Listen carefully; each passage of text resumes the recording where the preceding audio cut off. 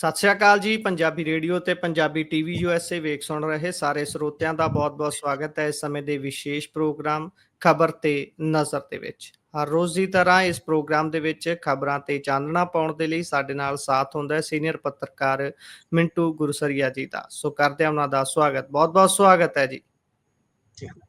ਸ਼ੁਕਰੀਆ ਸਾਰਿਆਂ ਨੂੰ। ਸਤਿ ਸ੍ਰੀ ਅਕਾਲ ਜੀ। ਸਤਿ ਸ਼੍ਰੀ ਅਕਾਲ ਜੀ। ਸੋ ਬਹੁਤ ਸਾਰੀਆਂ ਖਬਰਾਂ ਨੇ। ਉਹਨਾਂ ਅਹਿਮ ਖਬਰਾਂ ਦੇ ਵਿੱਚੋਂ ਇਸ ਸਮੇਂ ਸਭ ਤੋਂ ਅਹਿਮ ਹੈ ਪੰਜਾਬ ਦਾ ਮੌਸਮ।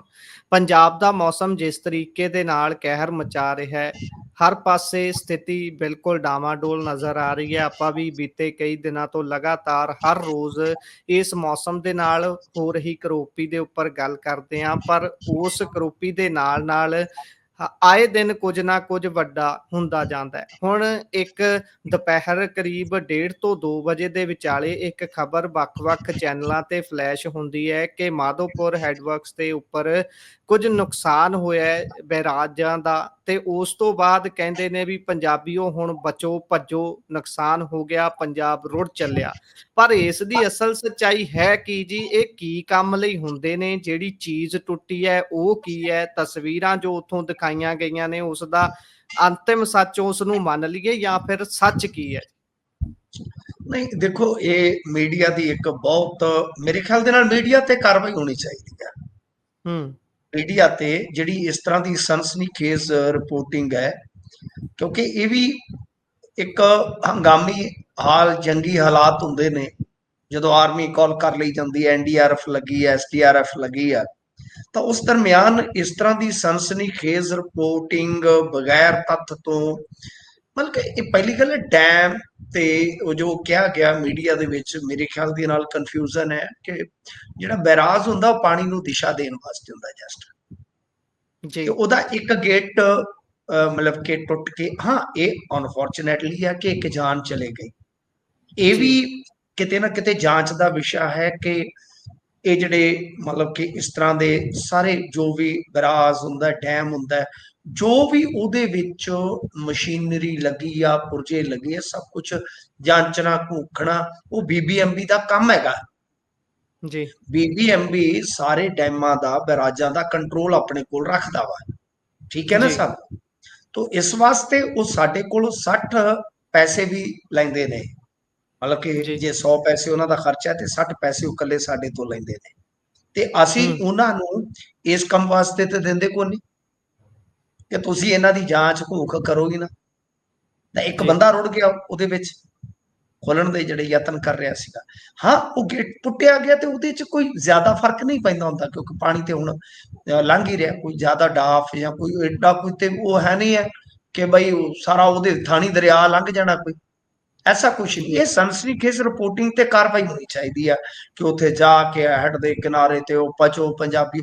ਪੰਜਾਬ ਦੇ ਵਿੱਚ ਤੇ ਸਰ ਲੱਖਾਂ ਕਿਊਸਿਕ ਪਾਣੀ ਪਹਿਲਾਂ ਹੀ ਫਿਰਦਾ ਖੇਤਾਂ 'ਚ ਜੀ, ਮੈਦਾਨੀ ਇਲਾਕਿਆਂ 'ਚ। ਇੱਕ ਗੇਟ ਦੇ ਵਿੱਚੋਂ ਉਹ, ਨਾਲੇ ਮੈਂ ਜਿਵੇਂ ਤੁਹਾਨੂੰ ਦੱਸਿਆ ਕਿ ਬੈਰਾਜ ਹੁੰਦਾ ਜਿਹੜਾ ਹੈਡਵਰਕਸ ਹੁੰਦਾ, ਉਹ ਸਿਰਫ ਦਿਸ਼ਾ ਦੇਣ ਵਾਸਤੇ ਹੁੰਦਾ ਵਾ, ਕੋਈ ਜ਼ਿਆਦਾ ਉਹਦਾ ਕੋਈ ਉਹ ਮਤਲਬ ਕਿ ਸਟੋਰੇਜ ਦਾ ਕੰਮ ਨਹੀਂ ਹੁੰਦਾ ਇਹਨਾਂ। तो इस वास्ते ये रिपोर्टिंग जिहड़ी हो रही है, जां तां इन्हां नूं जिम्मेवाराना रिपोर्टिंग सिखाउणी चाहीदी है ते जां इन्हां नूं घट्टो घट्ट कार्रवाई दी ज़द च लिआना चाहीदा, मेरा इह मनना। ठीक है ना जी। सो दूजी चीज़ जिहड़ी है कि मौसम, तुसीं एक शब्द इस्तेमाल कीता, ये मौसम नहीं, ये मॉनसून है। मॉनसून की मार जदों इदां पैंदी आ कि आया मॉनसून जां गया मॉनसून, जदों इस तरह वरदा है तो बहुत बुरी हालत होती है। ਇਹ ਮੌਨਸੂਨ ਜਿਹੜਾ ਹੈ ਜੇ ਤੇ ਵਾਪਸੀ ਕਰ ਜਾਵੇ ਵੇਲੇ ਨਾਲ, ਤੇ ਮੇਰੇ ਖਿਆਲ ਦੇ ਨਾਲ ਖਤਰਾ ਟਲ ਜਾਏਗਾ। ਤੇ ਇਹ ਨਹੀਂ ਤੇ ਸਰ ਇਹ ਹਾਲ ਉਦੋਂ ਤੱਕ ਲੱਗਦਾ ਹੈ ਕਿ ਚੱਲੂਗਾ ਜਦੋਂ ਤੱਕ ਮੌਨਸੂਨ ਦੀ ਵਾਪਸੀ ਨਹੀਂ ਹੁੰਦੀ। ਕਿਉਂ? ਕਿਉਂਕਿ ਹੁਣ ਅਗਲੇ ਸਿਸਟਮ ਦੀ ਪੈਸ਼ਿੰਗ ਹੋਈ ਆ ਕਿ 31 ਅਗਸਤ ਤੋਂ ਕੋਈ 2-3 ਸਤੰਬਰ ਦੇ ਦਰਮਿਆਨ ਫਿਰ ਸਿਸਟਮ ਐਕਟਿਵ ਹੋਏਗਾ।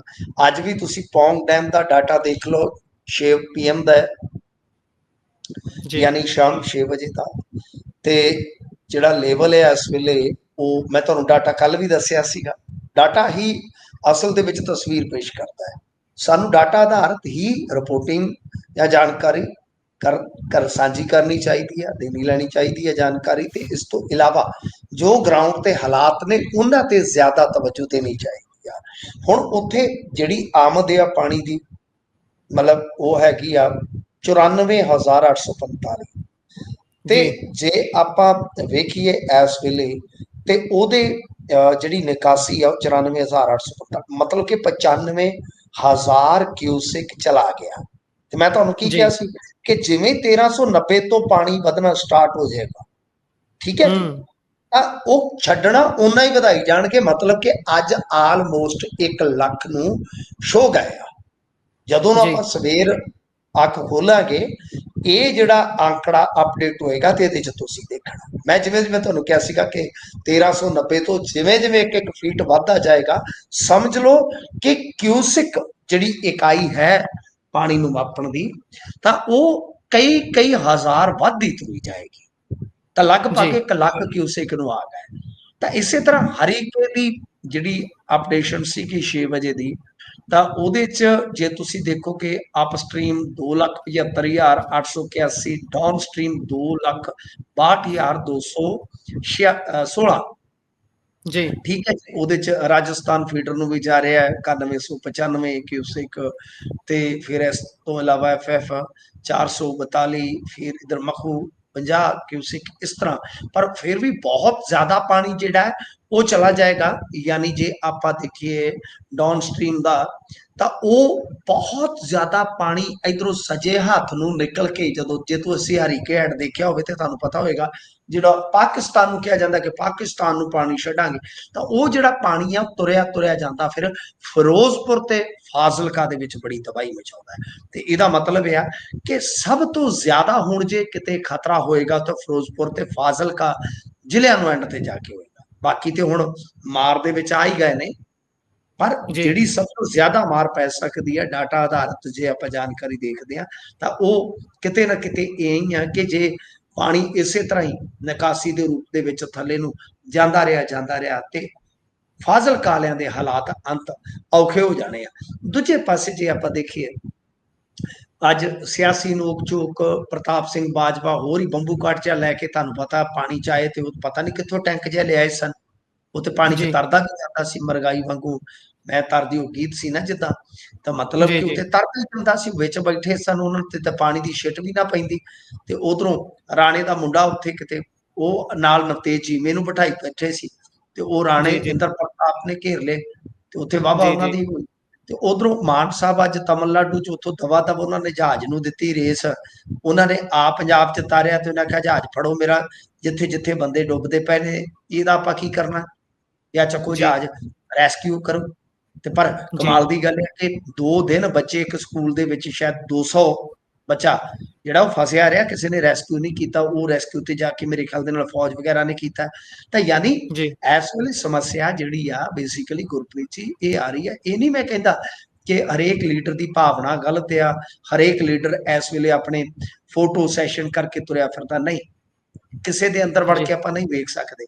ਪਰ ਕੁੱਲ ਮਿਲਾ ਕੇ ਪ੍ਰਬੰਧਾਂ ਦਾ ਜਿਹੜਾ ਤੁਸੀਂ ਜੇ ਦੇਖੋਗੇ, ਆਰਜ਼ੀ ਬੰਨ ਵੀ ਟੁੱਟ ਗਏ, ਤੁਲਸੀ ਬੰਨ ਤੱਕ ਟੁੱਟ ਗਿਆ, ਤਰਪਾਲਾਂ ਪੂਰੀਆਂ ਨਹੀਂ ਆ ਰਹੀਆਂ, ਠੀਕ ਹੈ ਜੀ। ਜੀ ਲੋਕ ਤੜਫਦੇ ਪਏ ਆ ਕਿ ਸਾਡੇ ਤੱਕ ਕੋਈ ਨਹੀਂ ਪਹੁੰਚ ਰਿਹਾ। ਯਾਨੀ ਜੇ ਆਪਾਂ ਕਹੀਏ ਕਿ ਬੁਨਿਆਦੀ ਸਹੂਲੀਅਤ ਤੱਕ ਨਹੀਂ ਪਹੁੰਚ ਰਹੀ, ਯਾਨੀ ਖਾਣ ਜੀ ਪਾਣ ਜੋ ਹੁੰਦਾ ਕਿ ਸਾਫ਼ ਪਾਣੀ ਮੁਹੱਈਆ, ਬੇਸਿਕ ਨੀਡ ਕੀ ਹੁੰਦੀ ਹੈ ਜਦੋਂ ਹੜ੍ਹ ਚ ਬੰਦਾ ਫਸਿਆ ਹੁੰਦਾ, ਕਿ ਇੱਕ ਤਾਂ ਪਾਣੀ ਦੀ ਸਮੱਸਿਆ ਆ ਜਾਂਦੀ, ਲਾਈਟ ਤਾਂ ਜੀ ਹੁੰਦੀ ਹੋਈ ਨਹੀਂ, ਠੀਕ ਹੈ, ਤੇ ਇੱਕ ਖਾਣ ਦੀ ਸਮੱਸਿਆ ਆ ਜਾਂਦੀ ਹੈ।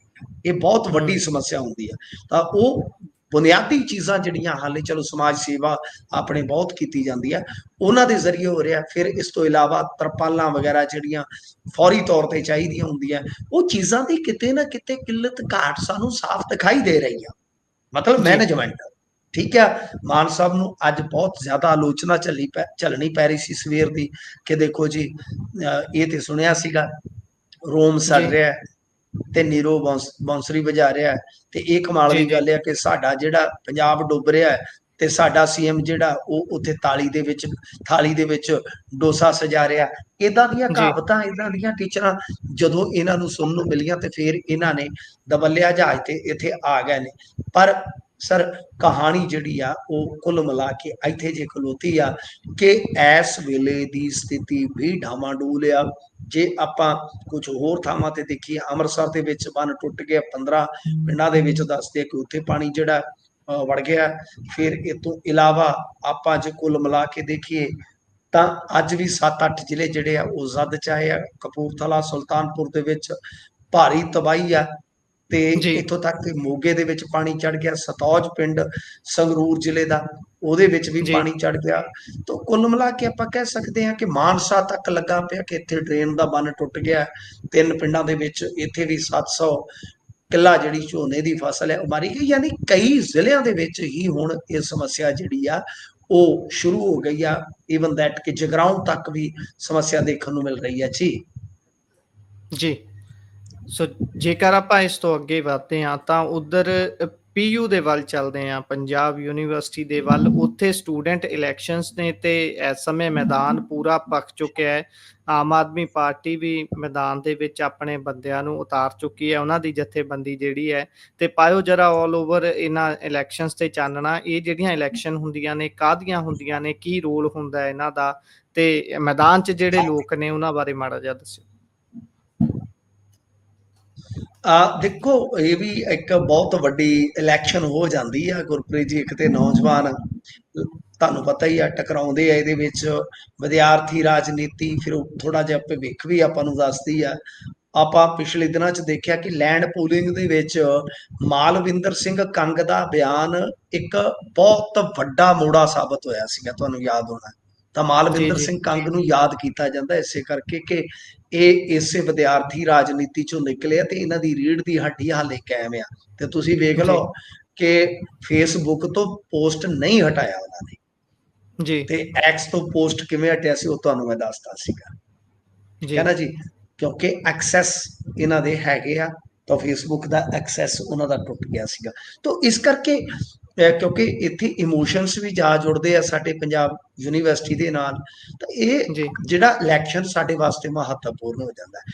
ਏਬੀਵੀਪੀ ਨੇ, ਯਾਨੀ ਭਾਰਤੀ ਜਨਤਾ ਪਾਰਟੀ ਦਾ ਜਿਹੜਾ ਛਾਤਰ ਸੰਘ ਉਹ ਕਹਿੰਦੇ ਵਿਦਿਆਰਥੀ ਵਿੰਗ ਕਹਿ ਲਓ ਪੰਜਾਬੀ ਚ, ਗੌਰਵ ਸੋਹਲ ਉਹਨਾਂ ਨੇ ਮੈਦਾਨ ਚ ਉਤਾਰ ਦਿੱਤਾ ਹੈ, ਠੀਕ ਹੈ ਜੀ। ਜੀ ਇੱਧਰ ਟੱਕਰ ਹੋਏਗੀ ਨਵਪ੍ਰੀਤ ਤੇ ਮਨਕੀਰਤ ਦੇ ਨਾਲ ਜੀ। ਜੀ ਯਾਨੀ ਏਬੀਵੀਪੀ ਨੇ ਉਤਾਰ ਦਿੱਤਾ ਸੋਹਲ, ਗੌਰਵ ਸੋਹਲ, ਠੀਕ ਹੈ ਜੀ ਜੀ। ਉਧਰੋਂ ਜੇ ਆਪਾਂ ਵੇਖੀਏ ਤਾਂ ਆਮ ਆਦਮੀ ਪਾਰਟੀ ਨੇ ਜਿਹੜਾ ਉਹ ਮਨਕੀਰਤ ਸਿੰਘ ਮੈਦਾਨ ਦੇ ਵਿੱਚ ਉਤਾਰ ਦਿੱਤਾ ਹੈ। ਅੰਬੇਦਕਰ ਸਟੂਡੈਂਟ ਫੋਰਮ ਹੈ ਜਿਹੜੀ ASF, ਉਹਨਾਂ ਨੇ ਨਵਪ੍ਰੀਤ ਕੌਰ ਨੂੰ ਉਮੀਦਵਾਰ ਬਣਾਇਆ। ਇਸੇ ਤਰ੍ਹਾਂ ਜੇ ਆਪਾਂ ਦੇਖੀਏ ਤਾਂ ਹੋਰ ਵੀ ਕੁਝ ਜਿਹੜੇ ਅੱਜ ਨਾਮਜ਼ਦਗੀ ਪਰਚੇ ਆ ਉਹ ਭਰੇ ਗਏ ਆ। ਆਜ਼ਾਦ ਵੀ ਮੇਰੇ ਖਿਆਲ ਦੇ ਨਾਲ ਇੱਕ ਸ਼ਖਸ ਜਿਹੜਾ ਹੈ ਉਹ ਮੈਦਾਨ ਦੇ ਵਿੱਚ ਹੈਗਾ ਆ। ਤਾਂ ਕਹਿਣ ਦਾ ਜੀ ਮਤਲਬ ਇਹ ਹੈ ਕਿ ਇਸ ਤਰ੍ਹਾਂ ਹੁਣ ਜਿਹੜੀ ਆਪਾਂ ਦੇਖਦੇ ਹਾਂ, ਪੁੱਸੂ ਤੋਂ ਸਿਧਾਰਥ ਬੋਰਾ ਦਾ ਨਾਮ ਜਿਹੜਾ ਸੀ ਉਹ ਸਵੇਰੇ ਚੱਲ ਰਿਹਾ ਸੀਗਾ, ਯਾਨੀ ਉਹ ਨਾਮਜ਼ਦਗੀ ਤੋਂ ਪਤਾ ਲੱਗੇਗਾ ਆਪਾਂ ਨੂੰ ਕਿ ਅਖੀਰ ਦੇ ਵਿੱਚ ਕੌਣ ਕੌਣ ਰਹਿੰਦਾ। ਪਰ ਮੇਨ ਇਸ ਵੇਲੇ ਖਿੱਚ ਦਾ ਕੇਂਦਰ ਬਣ ਗਿਆ ਜੀ, ਜੇ ਆਪਾਂ ਵੇਖੀਏ ਤਾਂ ਮਨਕੀਰਤ। ਜੀ ਮਨਕੀਰਤ ਕਿਉਂ? ਦਰਅਸਲ ਕੀ ਹੈ ਕਿ ਉਹ ਸੱਤਾਧਾਰੀ ਧਿਰ ਤੋਂ ਆ ਗਿਆ ਪੰਜਾਬ ਤੋਂ। ਜੀ ਹੁਣ ਇੱਥੇ ਜਦੋਂ ਪੀਯੂ ਦਾ ਇਲੈਕਸ਼ਨ ਹੁੰਦਾ ਨਾ, ਕਈ ਵਾਰ ਜਿਹੜੀਆਂ ਪਾਰਟੀਆਂ ਹੁੰਦੀਆਂ ਨੇ ਉਹ ਪਿਛਾਂ ਹੋ ਜਾਂਦੀਆਂ ਨੇ ਜੀ। ਜੀ ਮਤਲਬ ਉਹ ਗੁਰਸਿੱਖ ਨੌਜਵਾਨ ਹੈ ਔਰ ਬੇਸਿਕਲੀ ਉਹ ਮਲੋਟਦਾ ਹੈ ਜੀ। ਜੀ ਉਹਦਾ ਪਿੰਡ ਆ ਲਾਗੇ ਸ਼ੇਰਗੜ੍ਹ, ਬੜਾ ਹੋਣਹਾਰ ਜੀ ਮੁੰਡਾ ਹੈ, ਛੋਟੀ ਜਿਹੀ ਉਮਰ ਦਾ ਹੀ ਆ, ਬੜਾ ਸਿਆਣਾ ਉਹ। ਮੈਂ ਜੀ ਮਤਲਬ ਕਿ ਮੇਰੇ ਨਾਲ ਬੈਠਾ ਉੱਠਿਆ, ਮੇਰੇ ਜੀ ਦੋਸਤ ਦਾ ਗਾ ਸ਼ਾਇਦ ਰਿਸ਼ਤੇਦਾਰ ਆ, ਤੇ ਉਹਦੇ ਨਾਲ 1-2 ਵਾਰੀ ਬੈਠਾ ਉੱਠਿਆ। ਤਾਂ ਹੁਣ ਕੀ ਚੱਕਰ ਹੈ ਕਿ ਮਨਕੀਰਤ ਨੂੰ ਮੈਦਾਨ 'ਚ ਇਹਨਾਂ ਨੇ ਉਤਾਰ ਦਿੱਤਾ। ਤਾਂ ਜੀ ਸਿੱਧੇ ਤੌਰ ਤੇ ਤਾਂ ਨਹੀਂ, ਕਿਉਂਕਿ ਉਹ ਗੁਰਸਿੱਖ ਹੈ ਨੌਜਵਾਨ, ਜੀ ਬਹੁਤ ਮਤਲਬ ਕਿ ਇੰਟੈਲੀਜੈਂਟ ਨੌਜਵਾਨ ਆ, ਰਾਜਨੀਤੀ ਦੀ ਸਮਝ ਰੱਖਣ ਵਾਲਾ। ਉਹਨਾਂ ਨੇ ਇੱਕ ਤੇ ਇਹ ਵੇਖਿਆ ਕਿ ਕਿਉਂਕਿ ਜਿਵੇਂ ਮੈਂ ਤੁਹਾਨੂੰ ਦੱਸਿਆ ਕਿ ਇੱਕ ਸੈਂਟੀਮੈਂਟ ਵੀ ਜੁੜਦਾ ਹੈ ਨਾ ਇਹਦੇ ਨਾਲ, ਜੀ ਜੀ ਇਸ ਯੂਨੀਵਰਸਿਟੀ ਦੇ ਨਾਲ। ਉਹ ਸੈਂਟੀਮੈਂਟ ਸਿੱਖ ਸੈਂਟੀਮੈਂਟ ਵੀ ਹੈ ਤੇ ਉਹਨੂੰ ਆਪਾਂ ਪੰਜਾਬੀਅਤ ਵਾਲਾ ਵੀ ਕਹਿ ਸਕਦੇ ਹਾਂ। ਜੀ ਬਹਿਰਹਾਲ ਕੀ ਚੱਲ ਰਿਹਾ ਅੰਦਰ ਖਾਤੇ, ਜਿੰਨੀ ਕੁ ਮੈਨੂੰ ਜਾਣਕਾਰੀ ਆ ਇਸ ਇਲੈਕਸ਼ਨ ਦੀ ਤਸਵੀਰ ਨੂੰ ਜਿੰਨਾ ਕੁ ਮੈਂ ਸਮਝਦਾ ਵਾ, ਕਿ ਇੱਕ ਤੇ ਇਹਨਾਂ ਨੇ ਮਤਲਬ ਗੁਰਸਿੱਖ ਚਿਹਰਾ ਜਿਹੜਾ ਉਹ ਦਿੱਤਾ, ਮਤਲਬ ਕਿ ਭਾਈ ਸਿੱਖ ਨੌਜਵਾਨ ਚਿਹਰਾ। ਜੀ ਦੂਜਾ ਇਹ ਆ ਕਿ ਇੱਕ ਅਸਮਿਤਾ ਜੋੜ ਦਿੱਤੀ ਜਾਂਦੀ ਹੈ, ਜਿਵੇਂ ਇੱਕ ਪਾਸੇ ABVP ਤਾਂ ਤੁਹਾਨੂੰ ਪਤਾ ਹੀ ਆ ਹੁਣ ਮੈਂ ਇਸ ਨੂੰ ਜੀ ਜ਼ਿਆਦਾ ਕਮਿਊਨਲ ਐਂਗਲ ਨਾ ਦਿੰਦਿਆਂ ਹੋਇਆ ਕਹਾਂਗਾ ਕਿ ਮਤਲਬ ਕਿ ਦੂਜੀਆਂ ਧਿਰਾਂ ਜਿਹੜੀਆਂ ਹੁੰਦੀਆਂ ਨੇ ਆਪਣੀਆਂ ਪੰਜਾਬ ਤੋਂ, ਤਾਂ ਕਿਤੇ ਜੀ ਨਾ ਕਿਤੇ ਉਸ ਸੈਂਟੀਮੈਂਟ ਨਾਲ ਜੁੜਦੀਆਂ, ਕਿਉਂਕਿ ਤੁਹਾਨੂੰ ਪਤਾ ਪੰਜਾਬ ਯੂਨੀਵਰਸਿਟੀ ਦਾ ਨਾਂ ਬਦਲ ਦਿਓ ਜੀ, ਫਲਾਂ ਕਰ ਦਿਓ, ਢਮਕਾਂ ਕਰ ਦਿਓ, ਰਾਜਨੀਤੀ ਚੱਲਦੀ ਹੈ, ਉੱਥੇ ਵੀ ਇਮੋਸ਼ਨਸ ਹੀ ਕੰਮ ਕਰਦੇ ਨੇ। ਤਾਂ ਇਹਨਾਂ ਨੇ ਜੀ ਬੜਾ ਜ਼ੋਰ ਦੇ ਕੇ ਐਤਕੀ ਪੱਗ ਵਾਲਾ ਜਿਹੜਾ ਮੁੰਡਾ, ਕਿਉਂਕਿ 22-23 ਚ ਆਏ ਸਨ ਝਾੜੂ ਵਾਲੇ, ਇਹਨਾਂ ਨੇ ਅੱਜ ਤੱਕ ਜੀ ਕੋਈ ਪੱਗ ਵਾਲਾ ਚਿਹਰਾ ਨਹੀਂ ਸੀ ਦਿੱਤਾ ਵਿਦਿਆਰਥੀ ਜੀ ਰਾਜਨੀਤੀ।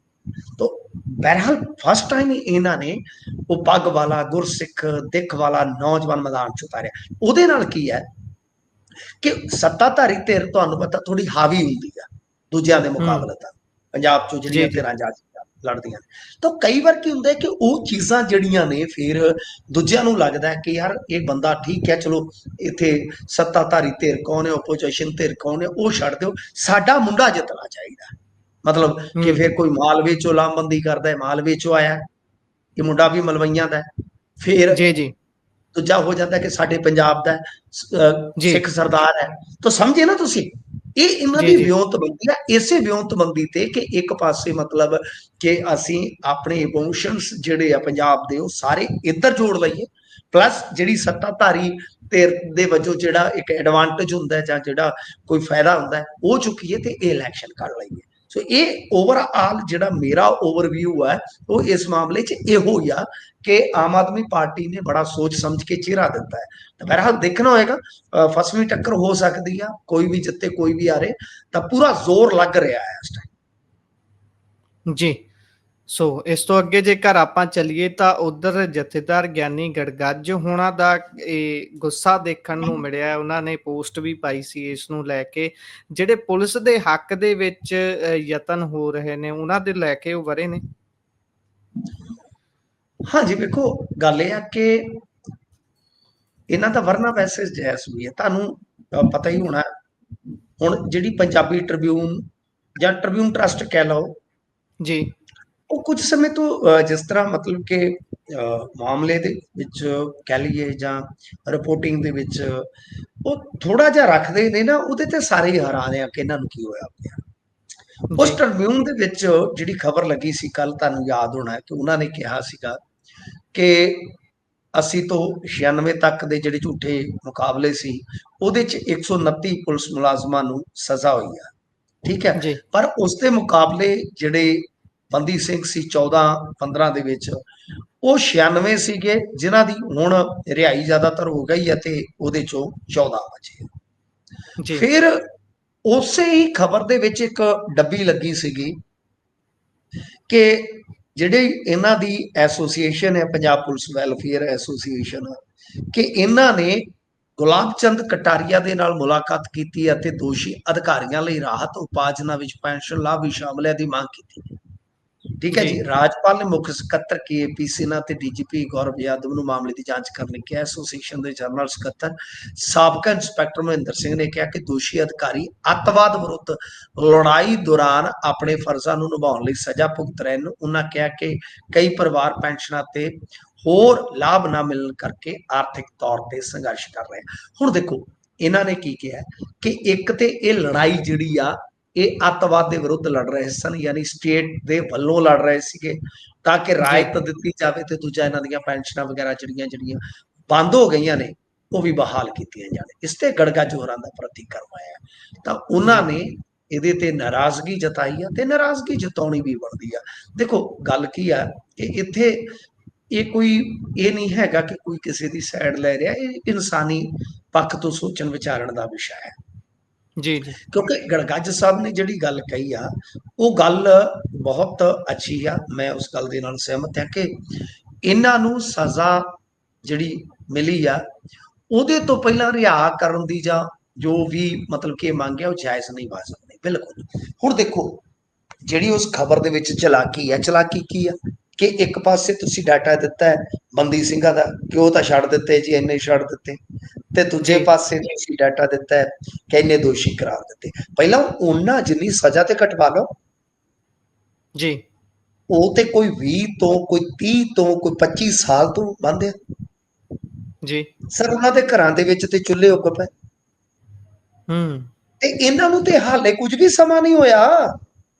ਜੀ ਜੀ ਕਿਸੇ ਨੂੰ ਕੁਝ ਮਹੀਨੇ, ਕਿਸੇ ਨੂੰ ਕੁਝ ਸਾਲ। ਘੱਟੋ ਘੱਟ ਕੋਈ 8-10 ਸਾਲ ਤੇ ਜੇਲ੍ਹਾਂ ਚ ਲਵਾਓ। ਜੀ ਤੇ ਬਾਕੀ ਜਦੋਂ ਸਜ਼ਾ ਹੋ ਜਾਂਦੀ ਆ, ਦੇਖੋ ਮੈਂ ਤੁਹਾਨੂੰ ਦੱਸਾਂ ਗੁਰਪ੍ਰੀਤ ਜੀ, ਕਿ ਕੋਈ ਵੀ ਬੰਦਾ ਅਪੀਲ ਵਾਸਤੇ ਜਾ ਸਕਦਾ ਵਾ, ਤੇ ਅਪੀਲ ਵਾਸਤੇ ਜਦੋਂ ਜਾਂਦਾ ਹੈ ਤਾਂ ਕੋਰਟ ਆਪੇ ਤੈਅ ਕਰ ਲੈਂਦੀ ਆ ਕਿ ਹਾਂ ਭਾਈ ਤੁਸੀਂ ਇੰਨੀ ਸਜ਼ਾ ਘੱਟੋ ਘੱਟ ਕੱਟ ਲਓ ਮਿਨੀਮਮ, ਤੇ ਤੁਹਾਨੂੰ ਜੀ ਜ਼ਮਾਨਤ ਦੇ ਦਿੰਦੇ ਆ। 1/4 ਕੱਟ ਲਓ। ਜੇ 10 ਸਾਲ ਜੀ ਹੈ ਤਾਂ 2.5 ਸਾਲ ਕੱਟ ਕੇ ਜ਼ਮਾਨਤ ਲੈ ਲੈਣ। 2.5 ਸਾਲ ਤਾਂ ਕੱਟੋ, ਕਿਉਂਕਿ ਜੀ ਦੋਸ਼ੀ ਤੁਹਾਨੂੰ ਵੀ ਕਰਾਰ ਦਿੱਤਾ ਸੀਗਾ ਤੇ ਦੋਸ਼ੀ ਬੰਦੀ ਸਿੰਘਾਂ ਨੂੰ ਵੀ ਕਰਾਰ ਦਿੱਤਾ ਸੀ। ਤਾਂ ਤੁਸੀਂ ਹੂੰ ਘੱਟੋ ਘੱਟ 1/4 ਕੱਟ ਕੇ ਤਾਂ ਜ਼ਮਾਨਤ ਲਵੋ। ਜੀ ਸੋ ਇਸ ਵਾਸਤੇ ਇਹ ਤੁਲਨਾ, ਇਹ ਮੰਗ, ਚਲੋ ਮੰਗ ਉਹਨਾਂ ਦਾ ਠੀਕ ਹੈ, ਅਧਿਕਾਰ ਖੇਤਰ ਹੈ, ਉਹ ਸਾਬਕਾ ਪੁਲਿਸ ਅਧਿਕਾਰੀਆਂ ਦੀ ਇੱਕ ਐਸੋਸੀਏਸ਼ਨ ਬਣੀ, ਉਹ ਠੀਕ ਆ। ਪਰ ਇਹਦੇ ਚ ਦੋ ਚੀਜ਼ਾਂ ਨੇ ਕਿ ਇੱਕ ਤਾਂ ਕਾਇਦੇ ਦੇ ਮੁਤਾਬਕ ਸਜ਼ਾ ਕਟਾਓ, ਜਿੰਨੀ ਜੀ ਆਮ ਬੰਦੇ ਨੂੰ ਕੱਟਣੀ ਪੈਂਦੀ ਹੈ, ਜੋ ਵੀ ਸ਼ਰਤ ਹੈ। ਦੂਜੀ ਜੀ ਚੀਜ਼ ਇਹ ਆ ਕਿ ਦੇਖੋ ਗੱਲ ਇਹ ਆ ਕਿ ਇਹ ਇੱਕ ਮੈਸੇਜ ਵੀ ਆ ਇਹਨਾਂ ਲੋਕਾਂ ਵਾਸਤੇ ਜਿਹੜੇ ਅੱਜ ਦੀ ਤਰੀਕ ਦੇ ਵਿੱਚ ਇਸ ਤਰ੍ਹਾਂ ਕਰਦੇ ਆ ਕਿ ਸੱਤਾਧਾਰੀ ਜਿਹੜੇ ਹੁੰਦੇ ਆ ਉਹ ਚਲੇ ਜਾਂਦੇ ਆ, ਪਰ ਜੀ ਕਈ ਵਾਰ ਤੁਹਾਡੇ ਗੁਨਾਹ ਫਿਰ ਜਦੋਂ ਕਾਨੂੰਨ ਫੜਦਾ ਤਾਂ ਫਿਰ ਉਹ ਸਜ਼ਾ ਤੁਹਾਨੂੰ ਹੀ ਦਿੰਦਾ ਜਿਨ੍ਹਾਂ ਨੇ ਹੱਥੀਂ ਅੰਜਾਮ ਦਿੱਤੇ ਹੁੰਦੇ ਆ। ਇਹ ਸਬਕ ਵੀ ਹੈ ਇਸ ਵਿੱਚ। ਜੀ ਸਬਕ ਤਾਂ ਇਹ ਹੈ। ਸੋ ਇਸ ਤੋਂ ਅੱਗੇ ਜੇਕਰ ਆਪਾਂ ਚੱਲੀਏ ਤਾਂ ਉਧਰ ਚੰਨੀ ਹੁਣੀ ਸਿੱਖਿਆ ਕ੍ਰਾਂਤੀ ਦੀ ਤਸਵੀਰ ਦਿਖਾ ਰਹੇ ਨੇ। ਆ ਜੀ ਬਿਲਕੁਲ, ਸਿੱਖਿਆ ਕ੍ਰਾਂਤੀ ਦਾ ਵੀ ਹਾਲ ਤੁਹਾਨੂੰ ਪਤਾ ਕਿਹੜੀ, ਹੁਣ ਤੇ ਤੁਹਾਨੂੰ ਸਮਝ ਲੱਗ ਹੀ ਗਈ ਆ ਕਿ ਵੇਖੋ ਜੀ, ਜਿਸ ਤਰ੍ਹਾਂ ਆਪਾਂ ਦੇਖਿਆ ਹਾਲ ਯੁੱਧ ਨਸ਼ਿਆਂ ਵਿਰੁੱਧ, ਕੀ ਹਾਲ ਬਣ ਗਿਆ ਜੀ।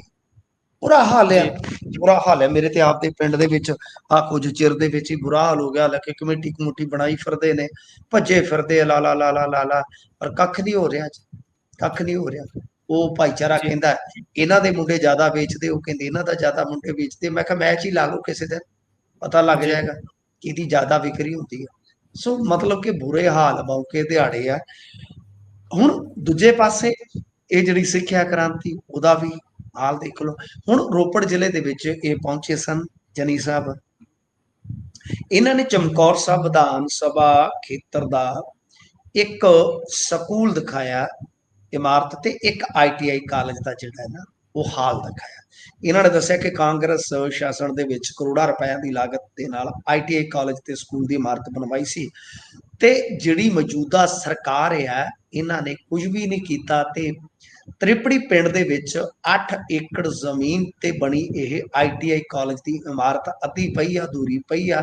ਪਿੰਡ ਦੀ ਧਰਮਸ਼ਾਲਾ ਦੇ ਇੱਕ ਕਮਰੇ ਦੇ ਵਿੱਚ ਉਹ ਜਿਹੜੀਆਂ ਕਲਾਸਾਂ ਹੁੰਦੀਆਂ ਨੇ ਚੱਲ ਰਹੀਆਂ। ਤੇ ਇਹ ਕਹਿੰਦੇ ਆ ਕਿ ਸਿੱਖਿਆ ਮਾਡਲ ਨੂੰ ਉੱਚੀ ਫੇਰ ਮਾਡਲ ਇਹਨਾਂ ਨੇ ਬਣਾ ਦਿੱਤਾ। ਦੇਖੋ ਇਹ ਇੱਕ ਤਰਾਸਦੀ ਆ, ਇਹਦੇ ਚ ਚੰਨੀ ਹੋਰੀ ਵੀ ਬਰੀ ਨਹੀਂ ਹੋ ਸਕਦੇ। ਜੇ ਕਿਤੇ ਲੰਮੀ ਚੌੜੀ ਡਿਬੇਟ ਦਾ ਮੌਕਾ ਮਿਲੇ ਤੇ ਇਹਨਾਂ ਨੂੰ ਮੈਂ ਦੱਸਾਂ ਕਿ ਤੁਸੀਂ ਇੰਨੇ ਚਿਰ ਦੇ ਕਾਰਜਕਾਲ ਚ ਕੀ ਕੀਤਾ। BEd ਦੀਆਂ ਸੀਟਾਂ ਕਿੰਨੀਆਂ ਕਿਨੇ ਸਰਕਾਰੀ ਕਾਲਜਾਂ ਚ ਹੈ, ਜੀ ਨਰਸਿੰਗ ਕਾਲਜਾਂ ਦੇ ਵਿੱਚ ਸਰਕਾਰੀ ਕੀ ਆ ਤੁਹਾਡੇ ਕੋਲ, ਮਤਲਬ ਕਿ ਤੇ ਪ੍ਰਾਈਵੇਟ ਕੋਲ ਕੀ ਆ। ITI ਸਰ, ਸਾਡਾ ITI ਢਾਂਚਾ ਸਾਰਾ ਹੀ ਚਰਮਰਾ ਗਿਆ। ਇੱਕ ਤੇ ਨਹੀਂ, ਇੰਜੀਨੀਅਰਿੰਗ ਢਾਂਚਾ ਸਾਡਾ ਖਤਮ ਹੋ ਗਿਆ। ਆਈਲੈਟਸ ਨੇ ਬਿਲਕੁਲ ਸਾਨੂੰ ਢਾਹ ਲਾਈ ਆ, ਪਰ ਆਈਲੈਟਸ ਹੁਣ ਤਾਂ ਤੁਹਾਨੂੰ ਪਤਾ ਉਹਦਾ ਕਰੇਜ਼ ਜਿਹੜਾ ਹੈ ਬਿਲਕੁਲ ਸਿਰੋਂ ਲੈ ਗਿਆ। ਜੀ ਮਤਲਬ ਕਿ ਠੀਕ ਹੈ ਚੰਨੀ ਸਾਹਿਬ, ਇਹ ਤੇ ਗੱਲਾਂ ਠੀਕ ਕਰ ਰਹੇ ਨੇ, ਪਰ ਜਿਹੜਾ ਢਾਂਚਾ ਸਾਡਾ ਤਬਾਹ ਹੋਇਆ ਹੈ, ਖਾਸ ਤੌਰ ਤੇ ਉਚੇਰੀ ਸਿੱਖਿਆ ਦਾ, ਸਾਡੀ ਬਰਬਾਦੀ ਵਿੱਚ ਅੜੀ ਹੈ। ਕੁਝ ਤੇਰਾ ਵੀ ਹੱਥ ਲੱਗਦਾ ਹੈ, ਤਾਂ ਇਹਨਾਂ ਦਾ ਵੀ ਹੱਥ ਹੈ ਸਰ। ਇਹ ਮੁਨਕਰ ਨਹੀਂ ਹੋ ਸਕਦੇ ਇਹਨਾਂ ਗੱਲਾਂ ਤੋਂ। ਜੀ ਜੇ ਆਪਾਂ ਇਹਨਾਂ 25 ਸਾਲਾਂ ਚ ਦੇਖੀਏ ਤੇ ਦੋ ਸਰਕਾਰਾਂ ਤੇ ਇਹ ਵੀ ਚਲਾ ਗਏ ਨੇ ਨਾ, ਜੀ ਜੀ ਦੋ ਇਹ ਵੀ ਚਲਾ ਗਏ ਨੇ। ਇਸ ਵਾਸਤੇ ਇਹਨਾਂ ਨੂੰ ਆਪਾਂ ਇਹ ਨਹੀਂ ਬਰੀ ਕਰ ਸਕਦੇ ਕਿ ਭਾਈ ਤੁਸੀਂ ਠੀਕ ਠਾਕ ਹੋ। ਤਾਂ ਬਹਰਹਾਲ ਜੇ ਉਚੇਰੀ ਸਿੱਖਿਆ ਦੀ ਗੱਲ ਕਰੀਏ, ਹਾਲਾਤ ਸਾਡੇ ਮਾੜੇ ਨੇ, ਮੈਂ ਇਸ ਗੱਲ ਦੇ ਨਾਲ ਸਹਿਮਤ ਹਾਂ, ਬਿਲਕੁਲ ਅੱਖਰ ਅੱਖਰ ਮੈਂ ਚੰਨੀ ਸਾਹਿਬ ਦੇ ਨਾਲ ਸਹਿਮਤ ਹਾਂ ਜੀ। ਸੋ ਉਧਰ ਰਜਿੰਦਰਾ ਹਸਪਤਾਲ ਮਾਮਲੇ ਦੇ ਵਿੱਚ ਇੱਕ ਗ੍ਰਿਫਤਾਰੀ ਹੋਈ ਹੈ। ਇਹ ਵੇਖੋ, ਰਜਿੰਦਰਾ ਹਸਪਤਾਲ ਦੇ ਵਿੱਚ ਜਿਹੜਾ ਮਾਮਲਾ ਵਾਪਰਿਆ ਸੀ, ਇਸਨੇ ਇਨਸਾਨੀਅਤ ਨੂੰ ਸ਼ਰਮਸਾਰ ਕਰ ਦਿੱਤਾ ਸੀਗਾ। ਤੇ ਇਹਦੇ ਵਿੱਚ ਕੀ ਸੀਗਾ ਕਿ ਇੱਕ ਕੁੱਤਾ ਇੱਕ ਨਵਜਾਤ ਦਾ, ਨਵੇਂ ਜੰਮੇ ਦਾ ਬੱਚੇ ਦਾ ਸਿਰ ਜਿਹੜਾ ਮੂੰਹ ਦੇ ਵਿੱਚ ਪਾ ਕੇ ਭੱਜਾ ਫਿਰਦਾ ਸੀਗਾ। ਜਦੋਂ ਇਹ ਵਿਜ਼ੂਅਲ ਦੇਖੇ, ਇਹ ਫੁਟੇਜ ਦੇਖੀ, ਸੱਚਮੁੱਚ ਮਤਲਬ ਕਿ ਦਿਲ ਹੀ ਦਹਿਲ ਗਿਆ, ਦਿਲ ਹੀ ਬੈਠ ਗਿਆ ਕਿ ਇਹ ਕੀ ਹੋ ਗਿਆ। ਉਸ ਤੋਂ ਜੀ ਬਾਅਦ ਇਹ ਮਾਮਲਾ ਜਾਂਚ ਪੜਤਾਲ ਦੇ ਦਾਇਰੇ 'ਚ ਆਇਆ, ਫਿਰ ਜਾਂਚ ਪੜਤਾਲ ਵਧੀ ਆ ਤੇ ਦੱਸਦੇ ਆ ਕਿ ਜੋ ਪ੍ਰਸ਼ਾਸਨ ਨੇ ਜਾਂਚ ਪੜਤਾਲ 'ਚ ਪਾਇਆ ਕਿ ਬੱਚਾ ਮ੍ਰਿਤਕ ਪੈਦਾ ਹੋਇਆ ਸੀਗਾ, ਉਹਦੇ ਵਾਰਸਾਂ ਨੂੰ ਅੰਤਮ ਸੰਸਕਾਰ ਕਰਨ ਦੇ ਲਈ ਇਹ ਡੈਡ ਬੋਡੀ ਜਿਹੜੀ ਸੀਗੀ ਬੱਚੇ ਦੀ ਇਹ ਸੌਂਪੀ ਸੀ। ਉਹਨਾਂ ਨੇ ਉਹ ਜੋ ਰਸਮ ਹੁੰਦੀ ਆ ਬੱਚੇ ਦੀ ਵਿਚਾਰੇ ਦੀ ਨਵਜੰਮੇ ਦੀ, ਉਹ ਪੂਰੀ ਕਰਨ ਦੀ ਥਾਂ ਤੇ ਕੂੜੇ ਦੇ ਢੇਰ ਤੇ ਸੁੱਟ ਦਿੱਤਾ ਤੇ ਇਹ ਜਿਹੜਾ ਬਰਾਮਦ ਹੋਇਆ ਬੱਚਾ ਹੈ ਉਹ ਕਹਿੰਦੇ ਕਿ ਹੁਣ ਫੋਰੈਂਸਿਕ ਟੀਮ ਨੂੰ ਸੌਂਪਿਆ ਤੇ ਇਹ ਕਹਿੰਦੇ ਆ ਕਿ ਜੇਕਰ ਕਿਸੇ ਬੱਚੇ ਦਾ ਇਹ ਸਰੀਰ ਮਤਲਬ ਕਿ ਮੁਰਦਾ ਪੈਦਾ ਹੁੰਦਾ ਹੈ ਤਾਂ ਉਸ ਨੂੰ ਕੂੜੇ ਦੇ ਵਿੱਚ ਨਾ ਸੁੱਟੋ। ਇਹ ਕਿਰਪਾ ਕਰਕੇ ਉਹਨਾਂ ਕਿਹਾ ਕਿ ਡਾਕਟਰ ਬਲਬੀਰ ਹੋਰਾਂ ਨੇ ਕਿ ਧਾਰਮਿਕ ਰੀਤੀ ਰਿਵਾਜਾਂ ਦੇ ਮੁਤਾਬਕ ਅਸੀਂ ਸੰਸਕਾਰ ਕਰ ਦਿਆਂਗੇ। ਚਲੋ ਇਹ ਤੇ ਅੱਛੀ ਗੱਲ ਹੈ ਯਾਰ, ਮੈਂ ਤਾਂ ਬਹੁਤ ਅੱਛਾ ਇਹਨਾਂ ਨੂੰ ਕਹਿਣਾ ਕਿ ਪੰਗੂੜਾ ਲਾ ਦਿੱਤਾ ਜਾਏਗਾ। ਕਹਿੰਦੇ ਕਿ ਜੇ ਤੁਸੀਂ ਮ੍ਰਿਤਕ ਬੱਚਾ ਨਹੀਂ ਲਿਜਾਣਾ ਤੇ ਇਹਦੇ 'ਚ ਰੱਖ ਦਿਓ। ਬਿਲਕੁਲ ਆ ਬੜੀ ਸੋਹਣੀ ਗੱਲ ਕੀਤੀ ਇਹਨਾਂ ਨੇ। ਡਾਕਟਰ ਫਿਰ ਵੀ ਡਾਕਟਰ ਹੁੰਦੇ ਨੇ ਗੁਰਪ੍ਰੀਤ ਜੀ, ਜੋ ਮਰਜ਼ੀ ਜੀ ਆ, ਜੀ ਸਿਆਣੇ ਹੁੰਦੇ ਨੇ। ਚਲੋ ਆਲੋਚਨਾ ਆਪਾਂ ਕਰਦੇ ਰਹਿੰਦੇ, ਮੈਨੂੰ ਅੱਛਾ ਲੱਗਿਆ ਕਿ ਗਾਂ ਤੋਂ ਇਹਨਾਂ ਨੇ ਇੱਕ ਰਸਤਾ ਤੇ ਕੱਢਿਆ। ਮੇਰੇ ਕੋਲ ਇੱਕ ਮੈਸੇਜ ਆਇਆ, ਮੈਂ ਇਸ ਨੂੰ ਜੀ ਵੀ ਪੜ੍ਹਨਾ ਚਾਹਾਂਗਾ। ਹੁਣੇ ਮੈਨੂੰ WhatsApp ਤੇ ਕਿਸੇ ਮੇਰੇ ਨੋਨ ਦਾ ਮੈਸੇਜ ਆਇਆ ਤਾਂ ਉਹਨਾਂ ਨੇ ਜਿਹੜੀ ਗੱਲ ਕਹੀ ਆ, ਮੈਂ ਸਾਰੀ ਨਹੀਂ ਗੱਲ ਕਹਾਂਗਾ। ਉਹ ਕਹਿੰਦੇ ਆ ਕਿ ਜੀ ਮੇਰੀ ਭਾਣਜੀ ਵੀ ਇੱਥੇ ਜੌਬ ਕਰਦੀ ਆ, ਮਤਲਬ ਕਿ ਆਪਰੇਸ਼ਨ ਵੀ ਕਰਦੀ ਹੈ ਤੇ ਜੀ ਬੱਚੇ ਦੀ ਮਾਂ ਦੇ ਸਜੇਰੀਅਨ ਉਸਨੇ ਆਪਣੇ ਹੱਥੀਂ ਕੀਤਾ ਸੀ। ਠੀਕ ਹੈ ਜੀ। ਹੂੰ ਤੇ ਉਹਦਾ ਕਹਿਣਾ ਹੈ ਕਿ ਬੱਚਾ ਮਰਿਆ ਪੈਦਾ ਹੋਇਆ ਸੀਗਾ। ਲਓ ਜੀ, ਹੁਣ ਆਪਾਂ ਉਥੋਂ ਹਟ ਕੇ ਆ ਗਏ ਆ। ਇੱਕ ਪਰਸਨਲ ਜਿਹੜਾ ਮੈਨੂੰ ਮੈਸੇਜ ਆਇਆ ਪਿਆ, ਤੇ ਉਹ ਮੈਸੇਜ ਆਇਆ ਜੀ ਮੈਨੂੰ 8:51 ਤੇ, ਯਾਨੀ ਜੀ ਹੁਣ ਤੋਂ 17 ਮਿੰਟ, ਯਾਨੀ ਜਦੋਂ ਆਪਾਂ ਪ੍ਰੋਗਰਾਮ ਕਰ ਹੀ ਰਹੇ ਸੀ ਉਸੇ ਤਰ੍ਹਾਂ। ਉਹ ਕਹਿੰਦੇ ਕਿ ਉਸ ਤੋਂ ਬਾਅਦ ਜਦੋਂ ਇਸ ਪਿਓ ਨੂੰ ਇਹ ਸੌਂਪ ਦਿੱਤਾ ਤਾਂ ਦੱਸਦੇ ਆ ਕਿ ਇਹਨੇ ਧੜ ਜਿਹੜਾ ਉਹ ਅਲੱਗ ਕੀਤਾ ਹੈ ਸਿਰ ਤੋਂ। ਭਾਈ ਸ਼ਾਇਦ ਜੀ ਕੋਈ ਮਤਲਬ ਕਿ ਤਾਂਤਰਿਕ ਵਾਂਤਰਿਕ ਦਾ ਚੱਕਰ ਹੈ ਕਿ ਅਗਲਾ ਬੱਚਾ ਤੰਦਰੁਸਤ ਪੈਦਾ। ਹੂੰ ਇਹ ਹੁਣ ਬੜਾ ਮਤਲਬ ਕਿ ਇਹ ਵੇਖਣ ਵਾਲੀ ਗੱਲ ਹੈ ਨਾ ਕਿ ਫਿਰ ਬੱਚੇ ਜੀ ਦਾ ਜੀ ਧੜ ਕਿੱਥੇ ਆ। ਇਹ ਫਿਰ ਵਾਕਿਆ ਜੋ ਮੈਸੇਜ ਆਇਆ, ਮੈਂ ਇਸ ਤੋਂ ਵੱਧ ਕੋਈ ਰਿਵੀਲ ਨਹੀਂ ਕਰਾਂਗਾ। ਵਿੱਚ ਡਿਪਾਰਟਮੈਂਟ ਵੀ ਉਹਨਾਂ ਨੇ ਲਿਖਿਆ, ਜੋ ਵੀ ਜਿੱਥੇ ਵੀ ਬੱਚੀ ਕੰਮ ਕਰਦੀ ਹੈ। ਚਲੋ ਇਹ ਆਪਣੇ ਕੋਲ ਇੱਕ ਮੈਸੇਜ ਆ ਗਿਆ ਕੁਦਰਤੀ ਇਤਫਾਕਨ, ਤੇ ਮੇਰੇ ਖਿਆਲ ਦੇ ਨਾਲ ਇਹ ਵੀ ਜਾਂਚ ਕਰਨੀ ਚਾਹੀਦੀ ਹੈ ਕਿਉਂਕਿ ਪ੍ਰਸ਼ਾਸਨ ਇੱਕ ਗੱਲ ਤਾਂ ਕਹਿ ਰਿਹਾ ਕਿ ਉਹ ਸੁੱਟ ਗਏ, ਕੀ ਜੀ ਧੜ ਤੇ ਸਿਰ ਅਲੱਗ-ਅਲੱਗ ਹੋਏ ਆ, ਕੀਤੇ ਗਏ ਆ। ਹੂੰ ਵੈਸੇ ਜੀ ਗ੍ਰਿਫਤਾਰੀ ਤੇ ਇਸ ਮਾਮਲੇ ਦੇ ਵਿੱਚ ਹੋਈ ਆ ਤਾਂ ਇਹ ਗੱਲ ਕੀ ਆ ਪੂਰੀ, ਤਾਂ ਉਹਦੀ ਜਾਂਚ ਪੜਤਾਲ ਜਿਹੜੀ ਮੁਕੰਮਲ ਤੌਰ ਤੇ ਹੋਣੀ ਚਾਹੀਦੀ ਆ। ਪਰ ਡਾਕਟਰ ਬਲਬੀਰ ਹੋਰਾਂ ਨੇ ਜਿਹੜਾ ਕਦਮ ਚੁੱਕਿਆ, ਮੈਂ ਇਸ ਦੀ ਸ਼ਲਾਘਾ ਕਰਾਂਗਾ। ਜੀ ਉਧਰ ਭਾਰਤੀ ਮੀਡੀਆ ਇਹ ਖਬਰ ਜਨਤਕ ਕਰ ਰਿਹਾ ਹੈ ਕਿ ਮੋਦੀ ਸਾਹਿਬ ਹੁਣੀ ਆਪਣੇ ਡੀਅਰ ਫਰੈਂਡ ਦਾ ਫੋਨ ਹੀ ਨਹੀਂ ਚੱਕਿਆ। ਟਰੰਪ ਹੁਣੀ ਫੋਨ ਕਰਦੇ ਰਹੇ। ਬੇਸ਼ੱਕ ਅੱਜ ਟੈਰਿਫ 'ਚ ਵਾਧਾ ਹੋ ਗਿਆ, ਟੈਰਿਫ ਦੁੱਗਣਾ ਹੋ ਗਿਆ ਤੇ ਬਾਜ਼ਾਰ ਵੀ ਤਕਰੀਬਨ ਡੁੱਬ ਗਏ ਨੇ। ਇੱਕ ਗੀਤ ਆਇਆ ਸੀਗਾ ਹਸਿਓ ਨਾ ਕਿ ਨਾ ਮਿਸ ਕਾਲ ਮਾਰ ਮਿੱਤਰਾ ਬੇਬੇ ਸਿੱਖ ਗਈ ਮੋਬਾਈਲ ਆਨ ਕਰਨਾ। ਤਾਂ ਹੂੰ ਹੁਣ ਉਹ ਮਿਸ ਕਾਲਾਂ ਨਾ ਮਾਰਨੀ ਚੰਡੀਗੜ੍ਹ ਵਾਲੀ, ਇਸ ਤਰ੍ਹਾਂ ਦੇ ਬਹੁਤ ਗੀਤ ਬਣ ਗਏ। ਅਸੀਂ ਤੇ ਕਦੇ ਸੋਚ ਹੀ ਨਹੀਂ ਸੀ ਸਕਦੇ 15-20 ਸਾਲ ਪਹਿਲਾਂ ਕਿ ਮੋਬਾਈਲਾਂ ਤੇ ਵੀ ਗੀਤ ਚੱਲਿਆ ਕਰਨਗੇ। ਮਤਲਬ ਕਿ ਮੋਬਾਈਲਾਂ ਤੇ ਜੀ ਗੀਤ ਉੱਤੇ ਸੁਣਿਆ ਕਰਾਂਗੇ ਪਰ ਮੋਬਾਈਲਾਂ ਤੇ ਗੀਤ ਬਣ ਜਾਣਗੇ। ਤੋਂ ਜੀ ਬਹਰਹਾਲ ਇਹ ਫੋਨ ਤੇ ਹੁਣ ਐਡੀ ਤਗੜੀ ਕਹਾਣੀ ਬਣੀ ਪਈ ਆ। ਇਹ ਮੈਨੂੰ ਲੱਗਦਾ ਕਿ ਭਾਰਤੀ ਮੀਡੀਆ ਸਪਿਨ ਕਰਵਾ ਰਿਹਾ ਗੇਂਦ ਨੂੰ। ਜੀ ਤੁਹਾਨੂੰ ਪਤਾ ਟਰਨ ਕਰਵਾਉਂਦੇ ਆ ਹੂੰ ਗੇਂਦਬਾਜ਼। ਭੱਜੀ ਬਹੁਤ ਟਰਨ ਕਰਵਾਉਂਦਾ ਸੀਗਾ, ਦੂਸਰਾ ਸਿੱਟ ਜਾਂਦਾ ਸੀਗਾ।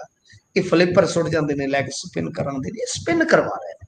ਆਖੇ ਜੀ ਜਰਮਨ ਦਾ ਕੋਈ ਅਖਬਾਰ ਹੈ ਉਹਨੇ ਦਾਅਵਾ ਕੀਤਾ ਤੇ ਜੀ ਤੁਹਾਡੇ ਕੋਲ ਕੁਝ ਵੀ ਜਾਣਕਾਰੀ ਨਹੀਂ। ਤੁਹਾਡੇ ਪ੍ਰਧਾਨ ਨੂੰ ਸੇਵਕ ਨੂੰ ਫੋਨ ਆਏ ਆ 4, ਉਹਨਾਂ ਨੇ ਚੁੱਕਿਆ ਨਹੀਂ ਹੈ ਤੇ ਤੁਹਾਡੇ ਕੋਲ ਜੀ ਕੋਈ ਜਾਣਕਾਰੀ ਨਹੀਂ ਹੈ। ਜਰਮਨ ਵਾਲਿਆਂ ਤੋਂ ਜਾਣਕਾਰੀ ਲੈ ਲਈ, ਕਮਾਲ ਹੈ। ਹੂੰ ਕਿਤੇ ਇਹ ਤਾਂ ਨਹੀਂ ਹੈ ਕਿ ਜੋ ਟੈਰਿਫ ਦਾ ਤੁਸੀਂ ਜ਼ਿਕਰ ਕੀਤਾ ਕਿ ਕੱਲ ਵੀ ਬਾਜ਼ਾਰ ਟੁੱਟਿਆ, ਅੱਜ ਵੀ ਇਹ ਜਿਹੜਾ ਭਾਅ ਟੁੱਟ ਪਿਆ ਤੇ 5.5 ਲੱਖ ਕਰੋੜ ਦਾ ਐਕਸਪੋਰਟ ਜਿਹੜਾ ਪ੍ਰਭਾਵਿਤ ਹੋਣ ਦਾ ਕਿਤੇ ਨਾ ਕਿਤੇ ਇਮਕਾਨ ਆ, ਜਿਹਦੇ ਵਿੱਚ ਜੁਐਲਰੀ ਹੈ, ਟੈਕਸਟਾਈਲ ਆ ਵਗੈਰਾ ਵਗੈਰਾ, ਕਿ ਇਹਦੀ ਡਿਮਾਂਡ ਜਿਹੜੀ 70% ਘਟ ਜਾਏਗੀ, ਨੌਕਰੀਆਂ ਤੇ ਸੰਕਟ ਆਏਗਾ। ਇਹਨਾਂ ਚੀਜ਼ਾਂ ਤੇ ਮੱਥਾ ਮਾਰਨ ਦੀ ਥਾਂ ਤੇ, ਵਿਸ਼ਲੇਸ਼ਣ ਦੀ ਥਾਂ ਤੇ ਦੂਜੀ ਗੱਲ ਕੱਢ ਦਿੱਤੀ ਕਿ ਸਾਡੇ ਪ੍ਰਧਾਨ ਮੰਤਰੀ ਨੇ ਫੋਨ ਨਹੀਂ ਚੁੱਕਿਆ। ਜੇ ਇਦਾਂ ਦਾ ਹੋਇਆ ਤੇ ਡੋਨਲਡ ਟਰੰਪ ਹੁਣੇ ਵੇਖੋ ਤੁਸੀਂ, ਉਹਨੇ ਤੇ ਗੱਜ ਲੰਮਾ ਪੋਸਟ ਪਾ ਦੇਣਾ ਜਦੋਂ ਹੀ ਜੀ ਉੱਠਿਆ। ਅਮਰੀਕਾ 'ਚ ਪਤਾ ਨਹੀਂ ਉੱਠ ਪਿਆ ਕਿ ਨਹੀਂ। ਡੋਨਲਡ ਟਰੰਪ ਜਿਵੇਂ ਉੱਠ ਪਿਆ, ਜੇ ਉਹਨੂੰ ਪਤਾ ਲੱਗ ਗਿਆ ਕਿ ਆਹ ਗੱਲ ਚੱਲਣ ਡਈ ਆ, ਉਹਦੇ ਕੋਲ ਤੇ ਆਪਣਾ ਹੀ, ਉਹ ਤੁਹਾਨੂੰ ਪਤਾ ਹੈ ਨਾ, ਟਵਿੱਟਰ ਵਰਗਾ ਹੈਗਾ ਜਗਾੜ। ਉਹਨੇ ਤੇ ਜੀ ਉਹਦੇ ਤੇ ਚਿੰਨ ਦੇਣਾ, ਹੁਣੇ ਲੱਗ ਜੂ ਪਤਾ ਟਰੁਥ ਸੋਸ਼ਲ ਕਿ ਕਿੰਨੇ। ਹਾਂਜੀ ਕੀ ਹੈ? ਟਰੁਥ ਸੋਸ਼ਲ हाँ जी, ट्रुथ सोशल बिल्कुल वो टूथपेस्ट करन तो पहला टूथब्रश करन तो पहला वो फिर टूथपेस्ट जरूर तकदेगा एक बारी तुसी देखना। सो ये जी मामला जिहड़ा मैनू लगदा कि स्पिन ही करवाई जा रही है बॉल ते पिच ऐसी है कि हुण स्पिन लै नहीं रही गेंद। जी ਇੱਧਰ ਡੀਅਰ ਫਰੈਂਡ ਦੇ ਨਾਲ ਪੇਚਾ ਪਿਆ ਹੋਇਆ ਉੱਥੇ ਲੋਕ ਇਹਨਾਂ ਦੇ ਡੀਅਰ ਫਰੈਂਡ ਲੱਭੀ ਜਾਂਦੇ ਨੇ ਵੀ ਭਾਈ ਘੱਟੋ ਘੱਟ ਚਲੋ ਆਪਾਂ ਇਹਨਾਂ ਦੀ ਯੂਨੀਵਰਸਿਟੀ ਦੇ ਸਮੇਂ ਦੇ ਬੈਚਮੇਟ ਹੀ ਲੱਭ ਲਈਏ। ਕਿੱਧਰ ਜਾਣਗੇ ਮੋਦੀ ਸਾਹਿਬ, ਦੇਖਦੇ ਆ ਬਣਦਾ ਕੀ ਹੈ ਸਾਰੇ ਦੇ ਵਿੱਚ। ਪ੍ਰੋਗਰਾਮ ਦਾ ਸਮਾਂ ਇੱਥੇ ਸਮਾਪਤ ਹੁੰਦਾ। ਤੁਸੀਂ ਜੁੜੇ ਜਾਣਕਾਰੀਆਂ ਸਾਂਝੀਆਂ ਕੀਤੀਆਂ, ਬਹੁਤ ਬਹੁਤ ਧੰਨਵਾਦ ਜੀ। ਧੰਨਵਾਦ ਜੀ।